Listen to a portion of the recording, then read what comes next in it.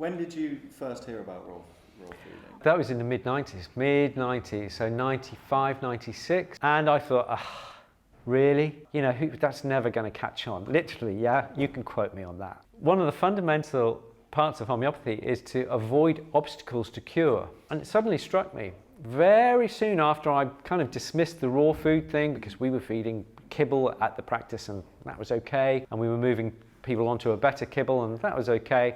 But what struck me is that if you don't feed an animal a species appropriate food, the more you get disease processes. We know it ourselves. The more you eat artificial food as a human being, the more likely you are to get problems, gut problems, anxiety problems, skin problems, and what have you. And the more you can eat natural, wholesome foods, as recommended by your doctor. Such a universal solution. It's the simplest thing in the world. The reason I think that this is a revelation is that we've been marketed at by the big dog food corporations for 60 years or so. And I look at it as being a little bit like in the 50s, where there were health campaigners who were saying smoking is really bad for you. Cigarette corporations were saying, oh, there's no proof, where's your proof? Which is exactly what they're saying about raw food right now, yeah? The health campaigners are saying, it's obviously bad for you. The big smoking corporations are saying there's no proof, okay? And then in 1956, the science came out. There was a definitive study